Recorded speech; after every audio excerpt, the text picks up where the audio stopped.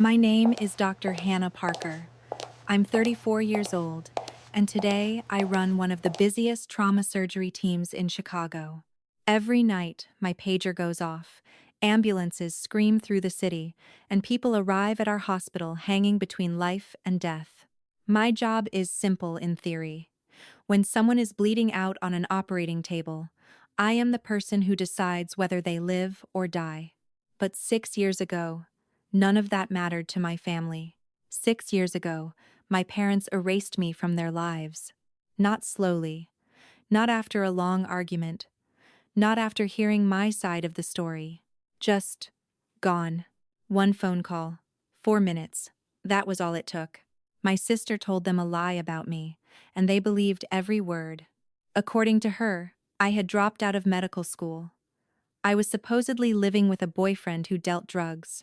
She told them I had been lying for months and that I was too ashamed to admit I'd destroyed my own future. None of it was true, but my parents never asked.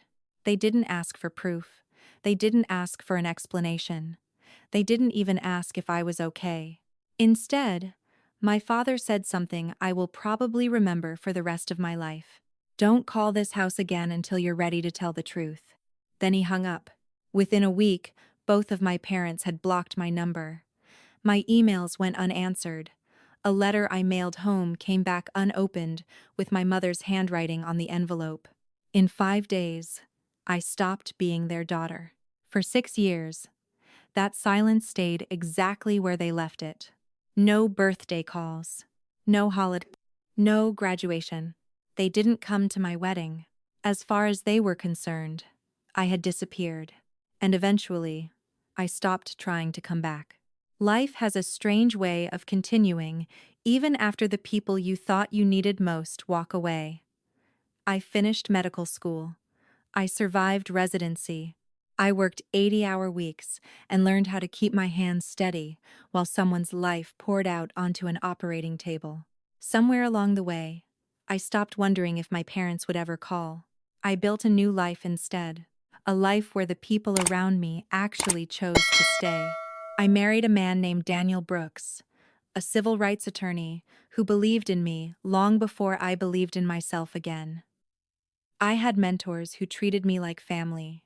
I had colleagues who trusted me with the hardest cases in the hospital. And eventually, after years of sleepless nights and impossible exams, I became the chief trauma surgeon at Mercy West Medical Center. It's the kind of job that forces you to leave your past outside the hospital doors. When someone is dying in front of you, your personal history doesn't matter. Your anger doesn't matter. Your pain doesn't matter. Only the patient matters. Which is why, on a freezing Thursday night last winter, I didn't think about my family at all when my pager went off at 3:12 a.m. The message was short. Level 1. Trauma. Female patient. Severe internal bleeding. ETA 6 minutes. I was already pulling on my scrubs when I reached the hospital.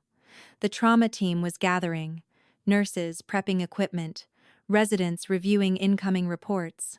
Everything moved the way it always does in moments like that, fast, precise, automatic. I grabbed the patient intake tablet from the nurse's station and swiped open the chart. Then, I froze. For a second, the hallway noise disappeared. The beeping machines, the rushing footsteps, the distant siren outside the ambulance bay, everything seemed to fade into the background. Because staring back at me from the screen was a name I hadn't seen in 6 years. Olivia Parker. My sister. The same sister who had destroyed my life with one lie. And in less than 5 minutes, she was about to be rolled through those emergency room doors bleeding, unconscious, and dying. And the surgeon responsible for saving her life was me. The name on that screen pulled me backward through time, before the ambulance even arrived. Olivia Parker, my sister. For a second, the bright trauma hallway around me faded into the background, the beeping monitors, the hurried footsteps, the distant wail of an ambulance approaching the emergency bay. Because that name didn't just belong to the woman about to be wheeled through those doors. It belonged to 6 years of silence, and to a childhood that suddenly came rushing back, all at once. I grew up in Naperville, Illinois, in a modest two-story house where there were technically two daughters. But most days it felt like there was only one. My sister Olivia was 3 years older than me, and from the moment she learned how to talk, she seemed to have a natural ability to make people like her. She could walk into a room full of adults and within minutes have them laughing at her jokes or listening to her stories like she was the most fascinating person they'd met all day. Teachers adored her. Neighbors loved her. At school events, parents would stop my mom in the hallway just to say, "Olivia is such a wonderful girl." My parents never hid how much that meant to them. My father, Robert Parker, was a regional sales manager who believed success was something you displayed to the world. My mother, Elaine, ran a small catering business from home and spent most of her time making sure our family looked just as polished as the events she catered. Olivia made that easy. She was confident, social, effortlessly charming. She ran for student council, performed in school plays, and somehow managed to know everyone's name within the first week of every semester. At family gatherings, she sat in the center of the table, telling animated stories, while my parents watched her with quiet pride. I usually sat at the edge of the room with a book. I wasn't rebellious. I wasn't difficult. I was simply quiet. While Olivia loved attention, I loved understanding how things worked. I spent most of my childhood buried in science books, fascinated by biology diagrams and medical documentaries most kids my age found boring. Looking back, I don't think my parents ever quite knew what to do with a daughter like that. One moment from middle school still stands out in my memory because it captured the rhythm of our family perfectly. When I was 14, I qualified for the Illinois State Science Fair. I had spent months building a project about bacterial resistance to antibiotics, running experiments in our kitchen, and documenting every result in careful detail. My science teacher told me it was one of the strongest projects she had seen in years. The competition was scheduled for a Saturday. The exact same Saturday, Olivia had the lead role in a community theater production across town. I remember standing in the convention center after the awards ceremony, holding a ribbon for second place in the entire state, looking around at the crowd of families hugging their kids and taking photos. My parents weren't there. They were 20 miles away, watching Olivia take a bow on stage. When I got home that night, my father glanced at the ribbon briefly before saying, "That's nice, Hannah," and turning back to the evening news. He didn't ask what the project was about. At 14, I told myself it didn't bother me. But moments like that had a way of quietly settling somewhere deep inside you. Over time, I stopped expecting applause. Instead, I focused on something else entirely: achievement. If Olivia was the daughter who entertained the room, I decided I would become the daughter whose accomplishments were impossible to ignore. I took every advanced science class my high school offered. I stayed up late studying when my friends were out at football games. I volunteered at a local clinic on weekends just to see what hospitals were really like. Somewhere along the way, the goal became clear: medical school. I thought if I worked hard enough, if I achieved something big enough, maybe my parents would finally look at me the way they looked at Olivia. And for one brief moment, they did. The day my acceptance letter from Northwestern University Medical School arrived, something in our house shifted. For the first time in 18 years, my father looked at me with something close to pride. What I didn't realize then was that the moment the spotlight moved in my direction, Olivia had already begun figuring out how to take it back. The acceptance letter arrived on a quiet Tuesday afternoon in early spring. I remember the day clearly because the envelope looked different from the rest of the mail stacked inside our mailbox. It was thick, official, with Northwestern University's purple seal pressed neatly in the corner. For weeks, I had been checking the mailbox with a mixture of hope and dread. Every thin envelope felt like a silent rejection. This one didn't feel thin. My hands were shaking slightly as I tore it open right there on the front porch. My eyes went straight to the middle of the page. "We are pleased to inform you." For a moment, the world seemed to pause. I read the sentence again. And then again.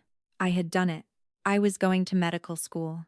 The walk from the porch to the kitchen suddenly felt strange, like I was carrying something fragile that might disappear if I moved too quickly. My parents were sitting at the table when I came in. My father was reading the newspaper, glasses low on his nose, while my mother was going through a stack of catering invoices. "I got something in the mail," I said, placing the letter on the table. My father folded the newspaper and picked up the page, adjusting his glasses as he read. My mother leaned slightly closer, trying to read over his shoulder. The kitchen stayed quiet for several seconds. Then my father let out a slow whistle. "Northwestern," he said, almost thoughtfully. "That's a serious program." He looked back down at the letter, scanning it once more before setting it carefully on the table. "Well," he added, glancing at me, "maybe you'll actually make something of yourself after all." It wasn't the emotional moment people imagine when they think about parents celebrating their child's success. But for me, it was something rare. Recognition. That evening, my mother called nearly everyone she knew. I could hear her voice drifting from the hallway while she talked on the phone with my aunt. "Yes, Northwestern," she said. "The medical school in Chicago." A pause. "I know, right, Hannah?" There was a small laugh in her voice, half surprised, half proud. Later that night, when we sat down for dinner, the letter was still on the kitchen counter like some kind of quiet trophy. My father mentioned it again while we were eating. "I told Bill next door," he said casually. "He said Northwestern's a top school." My mother nodded. "That's a big opportunity." Neither of them said much more than that. But for the first time in my life, the conversation at the table had shifted, even if only slightly, in my direction. And Olivia noticed. She had been quiet through most of dinner, pushing pieces of chicken around her plate while my parents talked. When I finally glanced across the table at her, she was smiling politely. The kind of smile people wear when they're trying to be supportive. But something about it felt tight. Her eyes weren't focused on the food or the conversation. They were focused on me. Not angry, not upset, just thoughtful, like she was studying a problem she hadn't expected. At the time, I didn't think much about it. I was too distracted by the strange, unfamiliar feeling of being acknowledged. For a few weeks after the letter arrived, small things around the house began to change. My mother left a newspaper article about Northwestern's medical program on the kitchen counter one morning.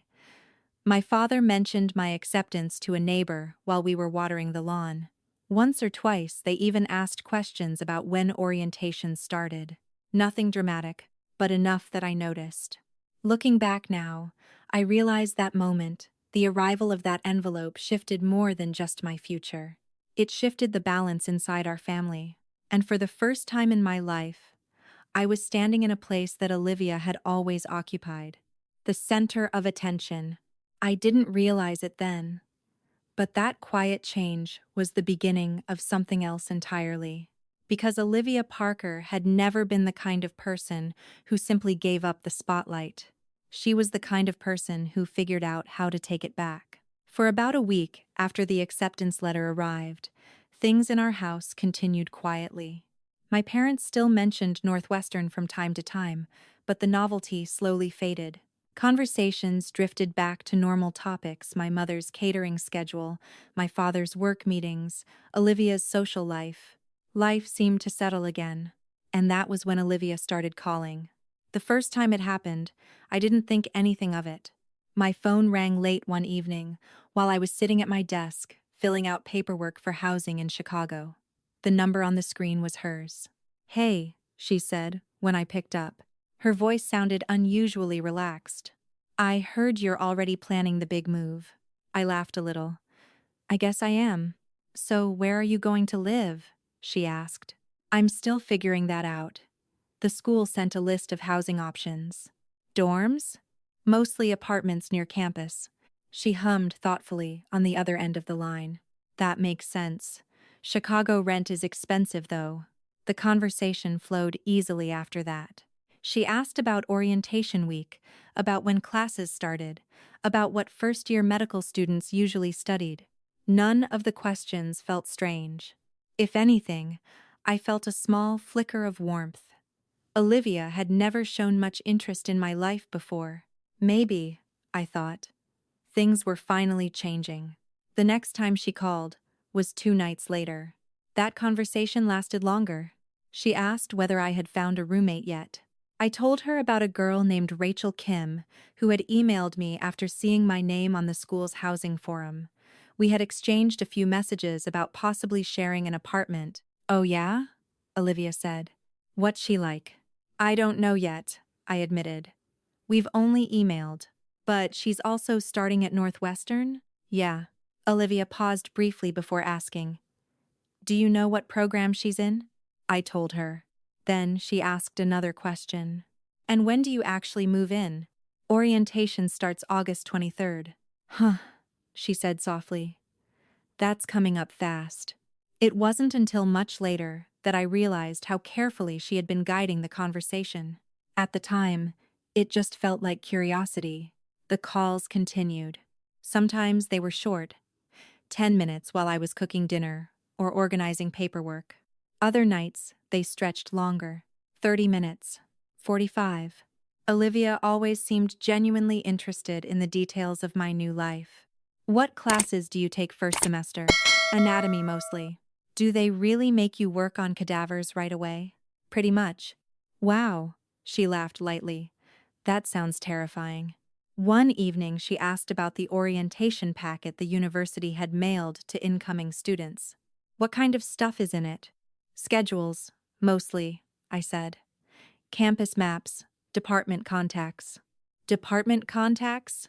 "Yeah, faculty advisors and administrators." She hesitated just long enough for me to notice. "Do you already know who your advisor is?" "Dr. Halpern," I said, glancing at the paperwork on my desk. She replied. Then she changed the subject. At the time, I didn't think anything of that small pause. If anything, I felt oddly happy. My sister was asking about my life. She remembered details from earlier conversations. When we spoke again a few days later, she asked how things were going with Rachel, my potential roommate. Most people would have forgotten a name mentioned once in passing. Olivia didn't. She remembered everything. She remembered the orientation date, the apartment search, even the name of the professor assigned as my faculty advisor. And every time she brought one of those details back up, it made me feel like she was actually paying attention to me for the first time in our lives. So I kept talking. I told her about the housing list the school had emailed. I told her about the anatomy labs that older students warned us about. I told her how nervous I was about the workload. Sometimes she laughed. Sometimes she reassured me. Sometimes she simply listened. And because she listened so well, I never stopped to question why she needed so many details. Looking back now, I understand something I couldn't see then. Olivia wasn't calling just to catch up. She was learning the structure of my new life, piece by piece. Every name, every schedule, every small vulnerability I mentioned during those conversations. At the time, I thought my sister was finally trying to know me. In reality, I was quietly giving her everything she would later use to destroy me. The first year of medical school moved faster than anything I had ever experienced. Northwestern didn't ease students into the program slowly. From the first week, it felt like stepping onto a treadmill that never stopped. Lectures began early in the morning. Anatomy labs stretched late into the evening. By the end of most days, my brain felt like it had been wrung out and hung up to dry. Most of my classmates survived the pressure by leaning on family. Parents visited on weekends. Old friends called to check in. Some people even drove home for dinner when exams got overwhelming. I didn't have that, but I did have someone else. Her name was Emily Carter, and meeting her was easily the best thing that happened to me during medical school. We met during orientation week when we were randomly assigned to the same anatomy lab group. At first, we only spoke in quick exchanges over anatomy diagrams and lab instructions. But by the third week, we were studying together in the library until midnight, surrounded by flashcards and empty coffee cups. Emily had grown up in foster care in Ohio. She had moved between homes most of her childhood and learned early how to take care of herself. Because of that, she had a dry, almost sarcastic sense of humor that made even the worst days in medical school feel manageable. One night, Around 2 in the morning, after we had spent hours trying to memorize cranial nerves, Emily dropped her highlighter on the table and sighed. "If I ever become a neurologist," she said, "it will only be out of spite." I laughed harder than I had in weeks. Moments like that added up quickly. By the middle of our second year, we had moved into a small apartment near campus together. It wasn't much old floors, a tiny kitchen, and heating that barely worked in the winter, but it felt like home. We studied side by side at the kitchen table most nights. Sometimes one of us would fall asleep on a pile of textbooks while the other kept working. Other nights, we ordered cheap takeout and talked about the kind of doctors we wanted to become someday. Emily wanted to work with underserved communities. "I spent my whole childhood being passed around the system," she once told me quietly. "If I ever get the chance, I want to make sure someone else doesn't fall through the cracks." By our third year, she wasn't just my closest friend. She was the closest thing I had to family, which is why the moment everything changed is burned into my memory. It started with stomach pain. At first, Emily brushed it off. Medical students are terrible patients. We tend to assume every symptom is either stress or exhaustion. But the pain didn't fade. One afternoon, while we were studying in the apartment kitchen, Emily suddenly bent forward, gripping the edge of the counter. Her face had gone pale. "Emily?" I asked. She tried to straighten up, forcing a weak smile. "I'm fine," she said. "Just give me a minute." But we both knew something wasn't right. A week later, we were sitting in a small consultation room at the hospital where we trained. The lights were too bright. The walls were bare except for a medical diagram that neither of us could stop staring at. Across from us sat an oncologist holding a folder. He spoke calmly, but the words felt unreal. "Pancreatic cancer, stage 4. Even with all our medical training, the meaning landed like a physical blow. Pancreatic cancer rarely gets caught early. By the time symptoms appear, treatment options are limited." Emily didn't say anything for several seconds. Finally, she let out a quiet breath. "Well," she said softly, "that's not great." There were no parents waiting outside the room. No siblings. No family members to call. Emily only had one person sitting beside her. Me. The next morning, I contacted Northwestern's Student Affairs office. I explained Emily's diagnosis and asked what options existed for taking time away from school. They requested documentation from the hospital and scheduled a meeting with the dean a few days later. When we finally sat down together, he reviewed the medical records carefully before speaking. "We can approve a temporary leave of absence," he said. "Your place in the program will be held until next semester." The paperwork took a few days to finalize. But eventually, everything was official. I moved fully into the apartment with Emily and began taking her to chemotherapy appointments, consultations, and long hospital visits that stretched late into the night. During those months, there was only one person back home I still talked to regularly: Olivia. A few days after Emily's diagnosis, I called her and told her everything. About the cancer, about the leave of absence, about how I planned to return to school once Emily finished treatment. Olivia listened quietly on the other end of the phone. When I finished, she spoke in a soft voice I hadn't heard from her very often. "Oh, Hannah," she said gently. "That's awful." I swallowed hard. "I just don't want Mom and Dad to panic," I said. "If they hear the word cancer, they'll freak out." Olivia didn't hesitate. "Don't worry," she said. "I won't tell them anything." 3 days later, she called our parents and told them a completely different story. The lie reached my parents. I didn't know it had happened yet. At that point, my world had narrowed to the quiet routines of taking care of Emily. Most days followed the same rhythm: hospital visits, medication schedules, small meals she could barely finish, and long stretches of silence in between.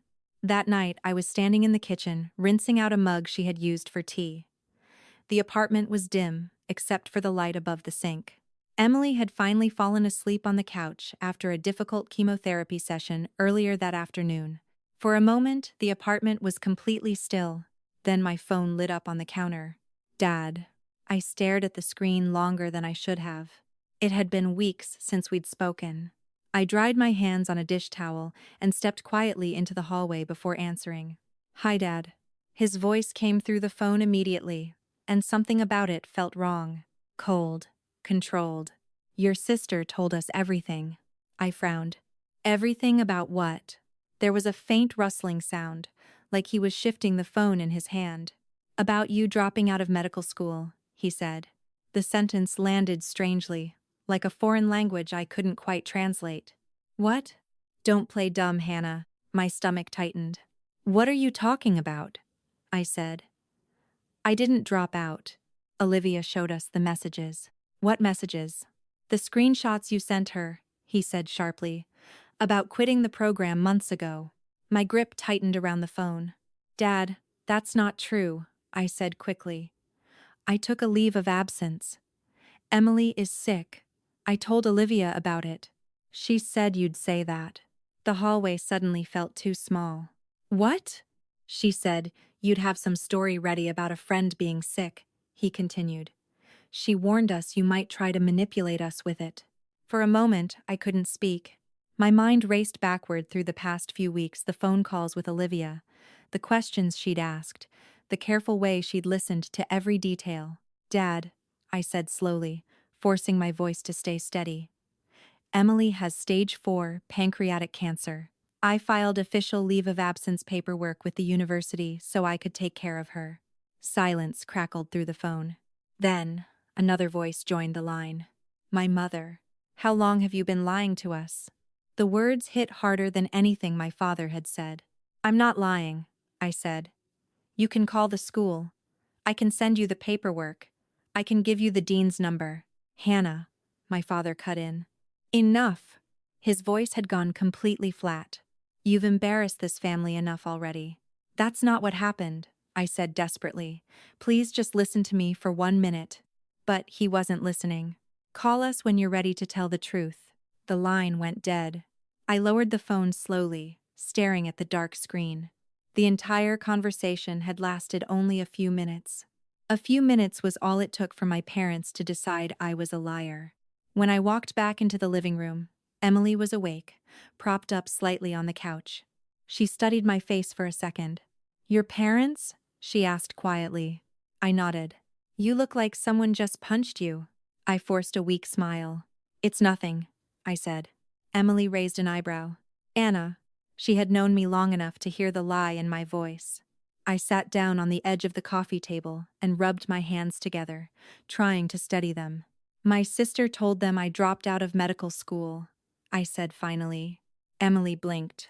"What?" "And apparently she showed them fake screenshots to prove it." The room went quiet. For a moment, Emily just stared at me, trying to process what I had said. Then, she shook her head slowly. "That's insane." I let out a small breath that almost turned into a laugh. "Yeah." Emily studied my face again, her expression softening. "They didn't even ask you if it was true, did they?" I didn't answer. I didn't need to. Because somewhere, 3 days earlier, my sister had decided to destroy my life. And my parents had believed her without ever stopping to hear my side of the story. The phone call with my parents should have been the moment everything stopped. Instead, it became the beginning of 5 long days, where I tried desperately to fix something I hadn't even broken. The morning after the call, the apartment was quiet except for the soft hum of the refrigerator. Emily was still asleep on the couch, wrapped in a blanket, her breathing slow and uneven from the chemotherapy the day before. I sat at the small kitchen table with my laptop open in front of me.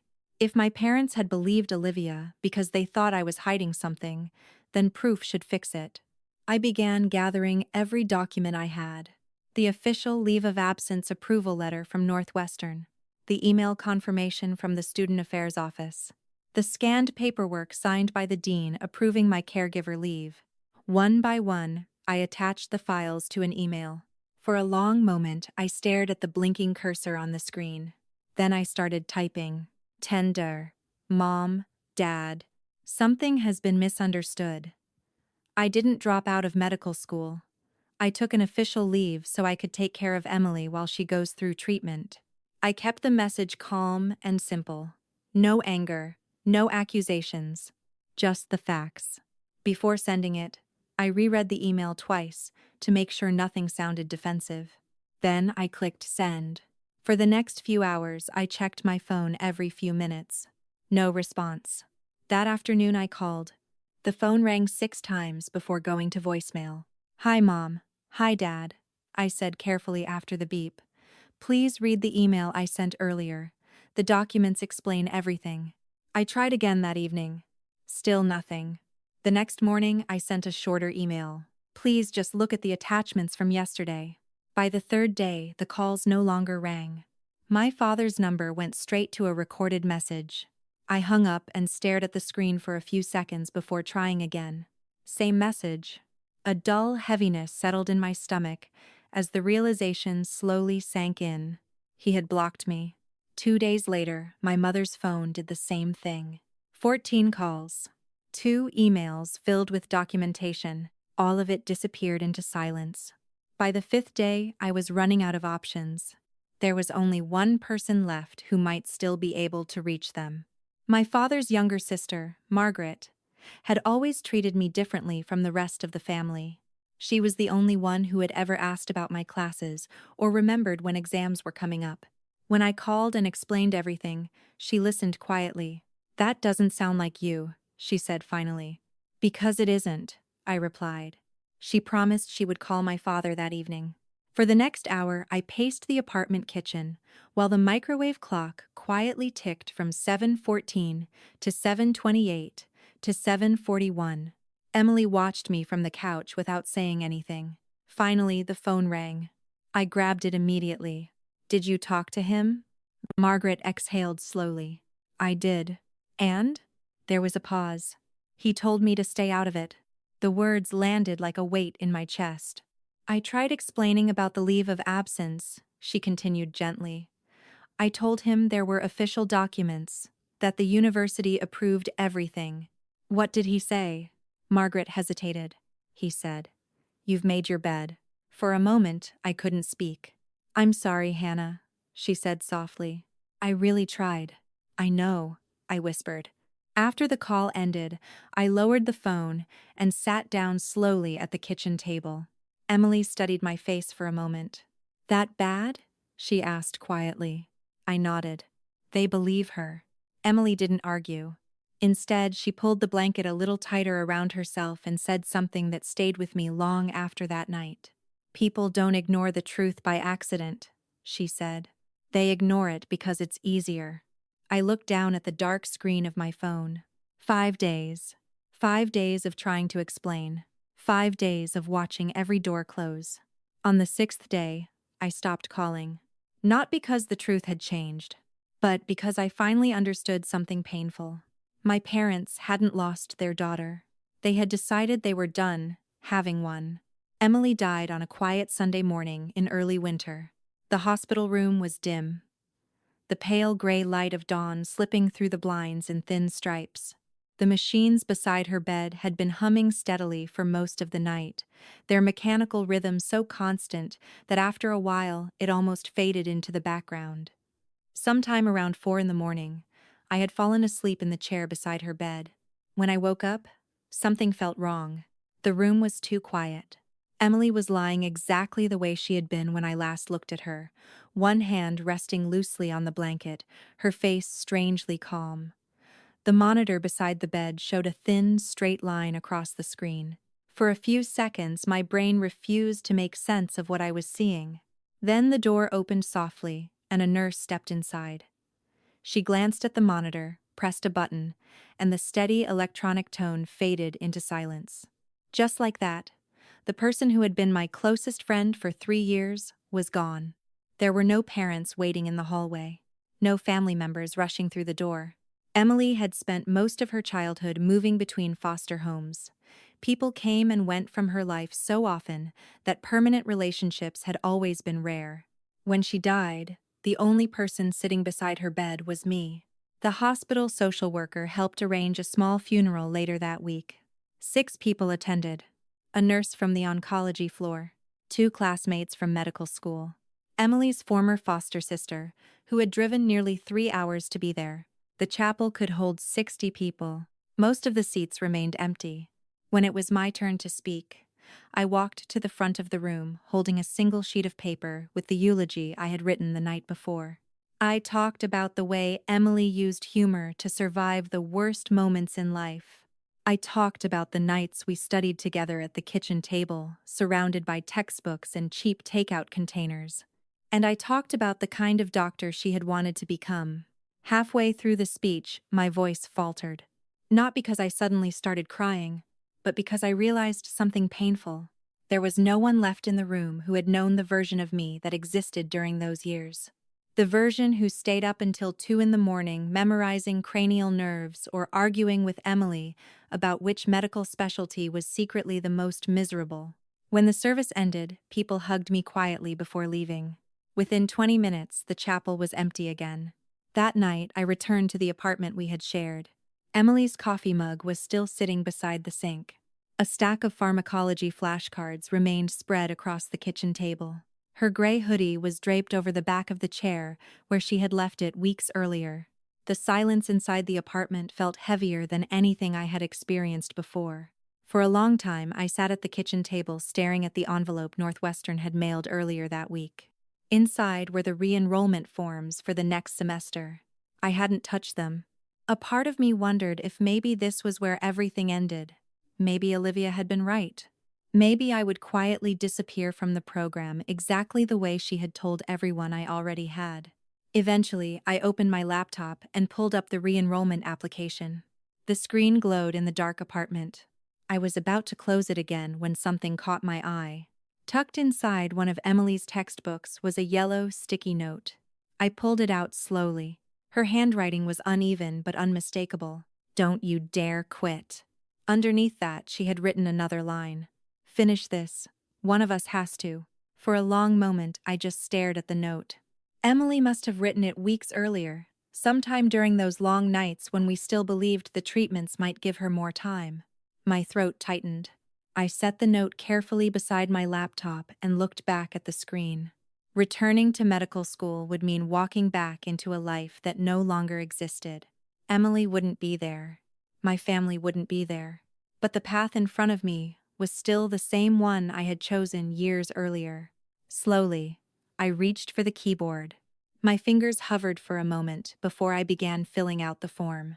Name, student ID, program confirmation. When I finally clicked submit, the screen refreshed quietly. Nothing dramatic happened. But for the first time since the phone call with my parents, I felt something inside me steady again. I still didn't have the life I thought I would. But I wasn't finished building the one I had left. I returned to medical school the following January. Chicago looked exactly the same as it had before I left.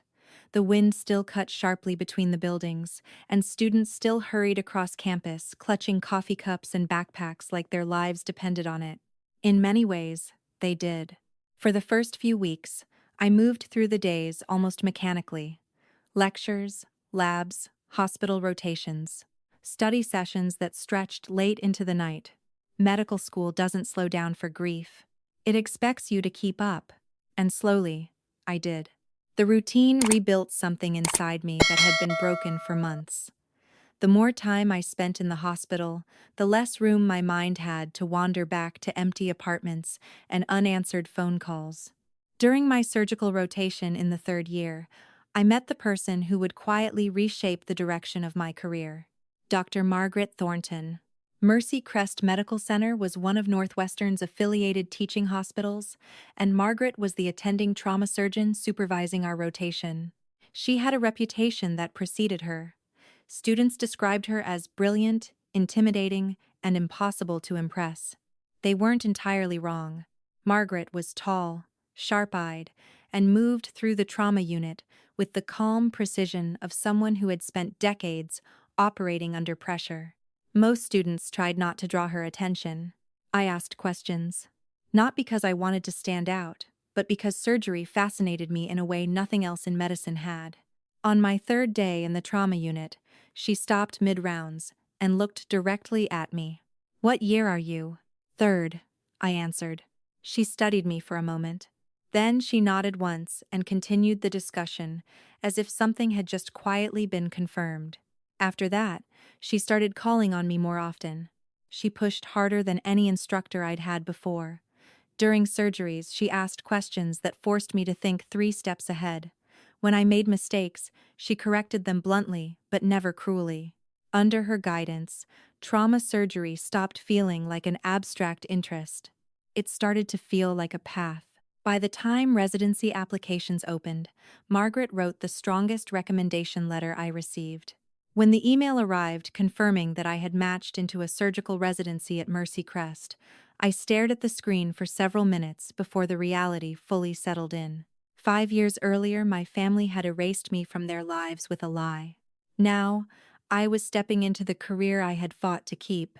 Residency was brutal. The hours were long, the responsibility overwhelming, and sleep became something that happened in short, unpredictable bursts between shifts. But somewhere during those exhausting years, another unexpected piece of my life began to take shape. His name was Daniel Brooks. Daniel wasn't a doctor. He was a civil rights attorney who volunteered part-time at a community legal clinic that worked with Mercy Crest's outreach programs. We met one evening in the hospital cafeteria after a long trauma shift. I was halfway through a cup of terrible coffee when he asked if the chair across from me was taken. It wasn't. Our first conversation lasted nearly 2 hours. Daniel had a calm, thoughtful way of listening that I wasn't used to. Most people rushed to fill silence. He seemed comfortable letting it exist. Over time, we started meeting outside the hospital. Dinner after my shifts. Long walks through the quiet streets when Chicago was finally asleep. For the first time since everything with my family had collapsed, my life began to feel steady. 2 years later, Daniel asked me to marry him. Our wedding was small. 30 people gathered in the backyard of Margaret Thornton's home on a warm autumn afternoon. Margaret insisted on hosting it herself, claiming surgeons deserved at least one celebration that didn't take place in a hospital hallway. Daniel's father walked me down the aisle. I had sent an invitation to my parents weeks earlier. The envelope came back unopened. I recognized my mother's handwriting on the return label. For a moment, that old ache returned to the quiet space where family should have been. But when I looked out at the people who had come, I realized something important. Margaret was there. My colleagues were there. Daniel was standing at the end of the aisle waiting for me with the same steady expression he always had. My life hadn't turned out the way I once imagined. But standing there that afternoon, I understood something clearly. The family I had lost wasn't the only family I would ever have. Several years passed after my wedding. Life slowly settled into something steady, something I once thought I might never have again.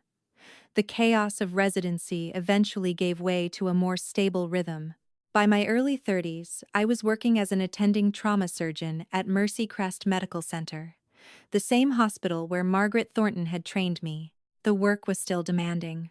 Trauma surgery always is. But it was different from the early years of residency, when every shift felt like survival. Now there was confidence behind my decisions. A quiet certainty that came only from years spent standing under operating room lights. Outside the hospital, life was calmer. Daniel and I had bought a small house in a quiet suburb outside the city. It had a narrow front porch and a patch of grass in the backyard where our golden retriever, Hippocrates, or Hippo for short, spent most afternoons chasing squirrels with unwavering determination. On most mornings, sunlight spilled through the kitchen windows, while Daniel made coffee and I reviewed patient charts before leaving for the hospital. It was a life built piece by piece. A life I had created without the family I once thought I needed. But even good lives carry quiet absences. Every Thanksgiving, when Daniel's relatives filled our dining room with loud conversations and too many desserts, there was always a brief moment when I looked around the table and counted the chairs. There was always space where my parents should have been. In the 5 years since everything had fallen apart, they had never called. Not once. The only thread still connecting me to that world was my Aunt Margaret Parker, my father's younger sister. She called every few weeks just to check in. Sometimes she mentioned my parents in passing.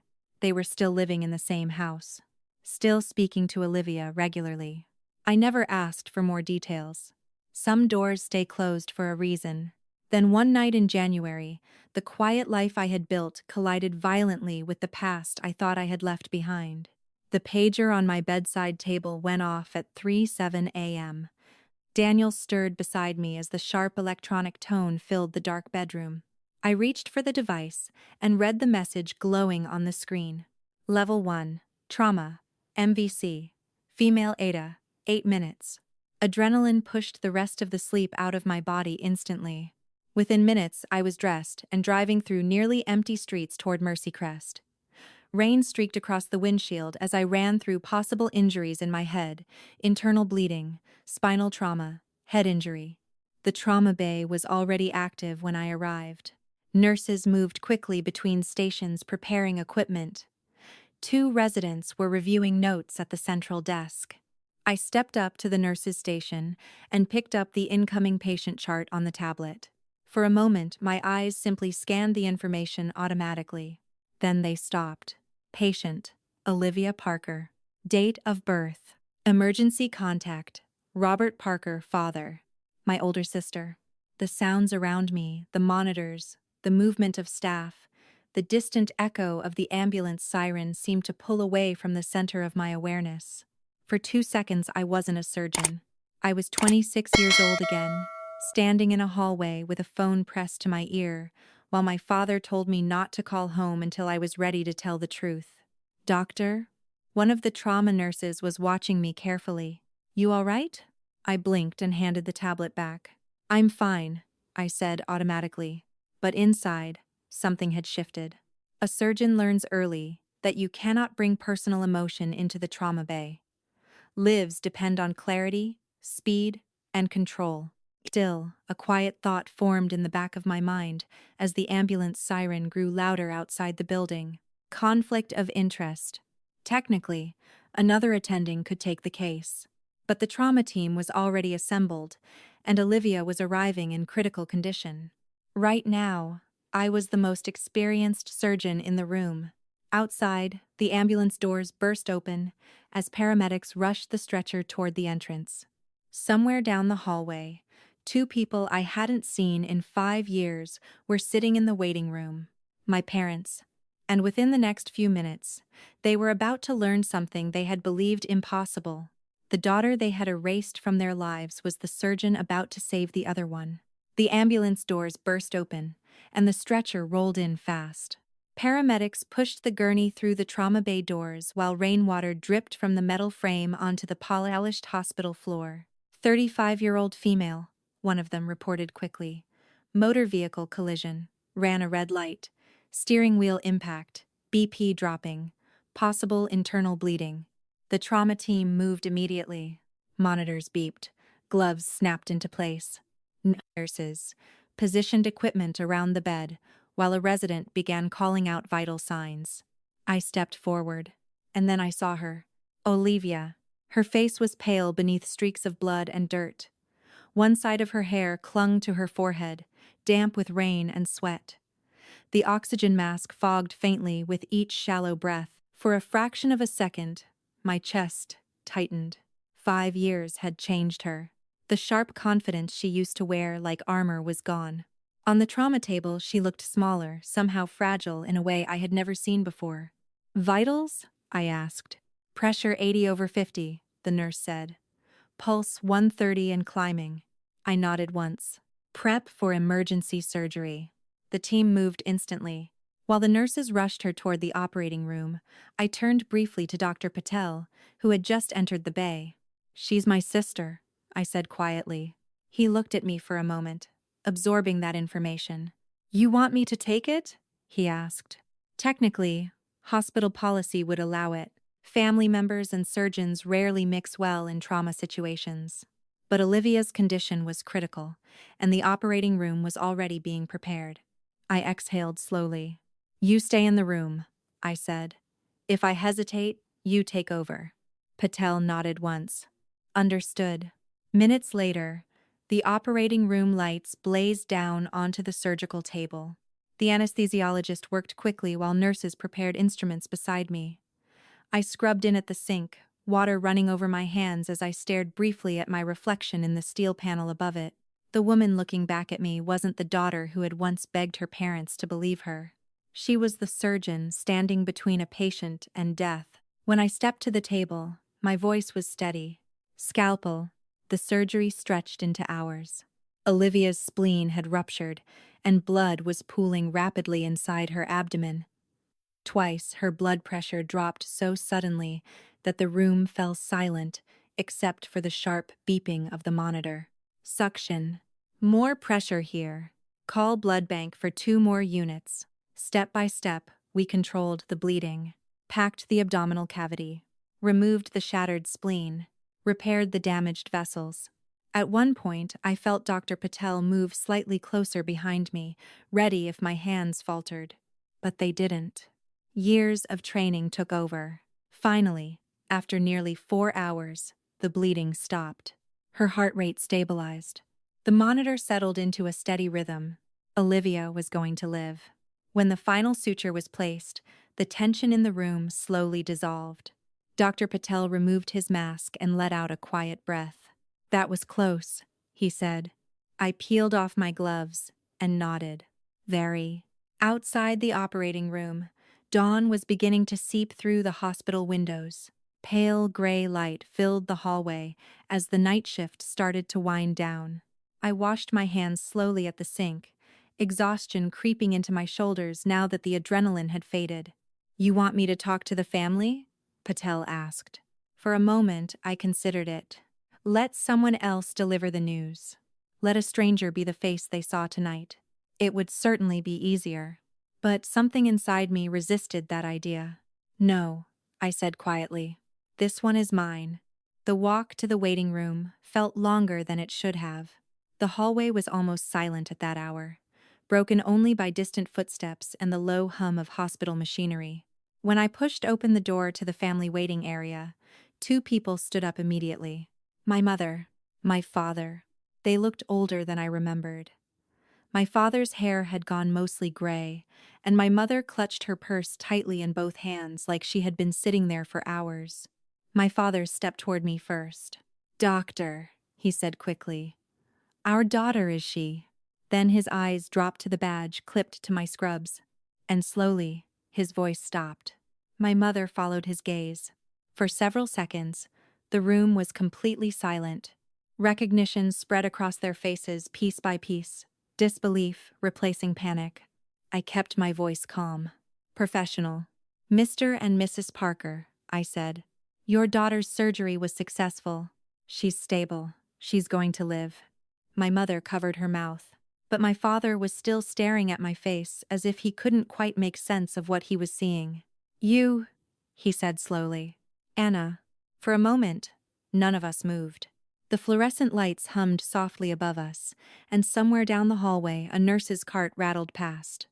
The hospital was waking up for the morning shift, but inside the waiting room time seemed to pause. I stood there in my surgical scrubs, my hands still faintly marked by the pressure of gloves worn too long. "Yes," I said calmly. My mother took a small step forward. Her eyes were wide, searching my face like she was trying to reconcile 2 completely different versions of the same person. "You're a doctor?"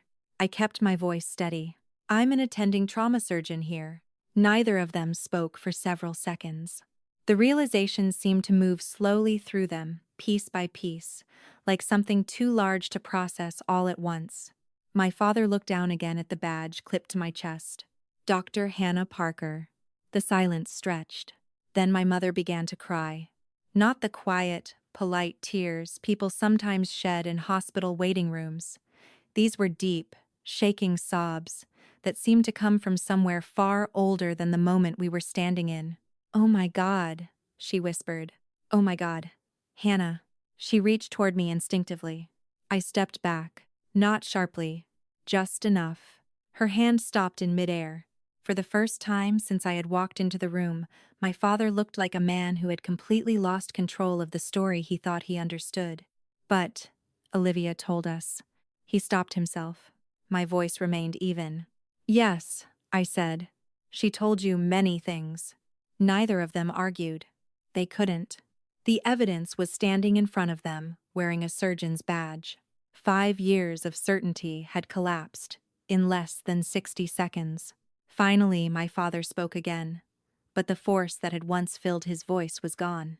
You said the surgery was successful? Yes. She had a ruptured spleen and significant internal bleeding, I explained. We removed the spleen and repaired the damaged vessels. She's stable now, but the next 24 hours will be important. They listened the way families always listen to doctors, desperate for every detail. But the difference was that this time the doctor was their daughter. My mother wiped her eyes with trembling fingers. You saved her, she said. I didn't answer that directly. She had an excellent surgical team, I said. My father stared at me again. Something fragile had replaced the certainty he once carried so easily. Hannah, he said quietly. We thought you. You thought I dropped out of medical school, I finished. Neither of them denied it. You thought I disappeared, I continued. That I was ashamed. That I didn't want anything to do with the family anymore. The words hung in the air between us. My father's shoulders sagged slightly. That's what Olivia told us. Yes. A heavy silence followed.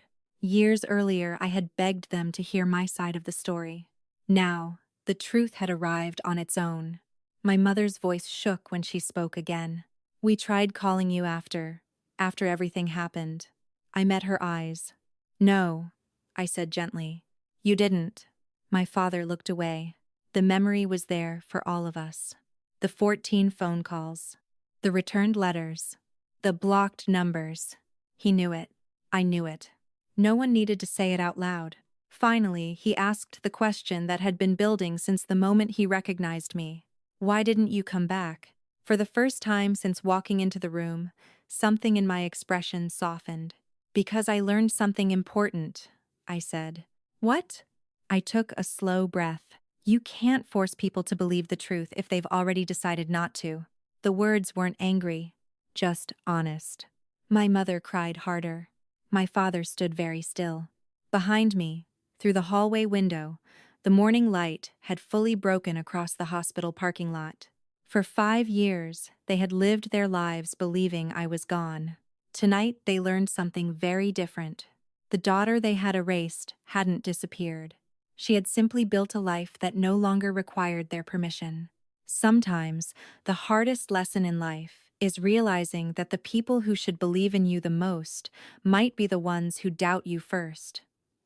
When that happens, it's easy to feel broken, invisible, or defeated. But your worth has never depended on someone else's belief in you.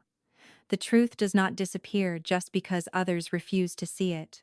If you keep working, keep growing, and keep building a life with integrity, the truth will eventually reveal itself in ways no lie can survive. Focus on becoming the person you are meant to be, not the person others expect you to fail as.